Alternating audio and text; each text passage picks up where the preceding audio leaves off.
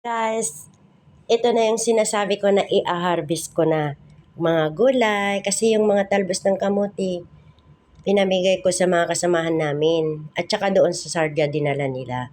Ito ang na-harvest ko na panggulay ko. O, di ba guys? Madami yung talong. Kasi kailan yung di ba? Yung nagkuha ako ulit. Ngayon marami pa doon maliliit.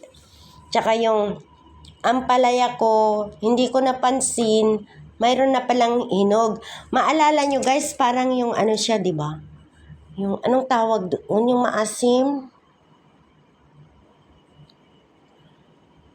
Ganyan ang itsura, tingnan mo, Birilan sa Pangasinan.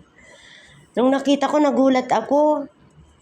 Pero ampalaya, ayan, nahihinog na rin. Yan, magkapatid yan. Siguro ito, iisa ang puno kasi parehas. Tapos ito, ibang puno rin yan. Dito ko kinuha sa ibang pananim ko.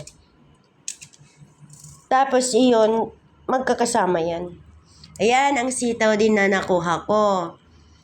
Mayroon, kahit papano, mayroon akong pansahog. Marami pa doon yung ganito o yung mahahaba. Kaso nga lang, hindi pa pwedeng igulay kasi parang ganito pa lang sila Parang ganyan lang sila.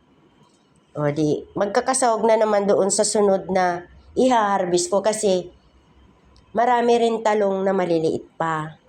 At saka kumuha na ako ng ampalaya na dahon. Dahil namimiss ko yung dahon, isahog ko na lang. Igulay ko sana sa munggo. Kaya, ayun. Yung papaya naman, pang ko yan, pang atsara. Pinigay sa akin. Okay guys, dami na nating igulay. Para na rin akong namalingki. O diba, nakalibre na ako. O magkano na yan kung bilhin mo na rin. Mahal na rin ang bilihin kaya dito. Pero mula nung nagbunga na ang mga pananim namin, hindi na ako namimili ng igulay ko kasi kukuha na lang ako dyan, lalo na sa talbos ng kamote. Kasi marami talaga yun. Pinamigay ko nga sa Sardia, ang dami. Tapos yung mga kasama namin dito rin, gusto nila maggulay. Kaya binigay ko. Kung ako rin ang gagawa, kukuha na lang ako dyan ng konting piraso. Pwede na pang ulam, di ba guys? Okay. Thank you for watching my video. Marlene B Vlog. Subscribe na po. Thank you very much. Good afternoon.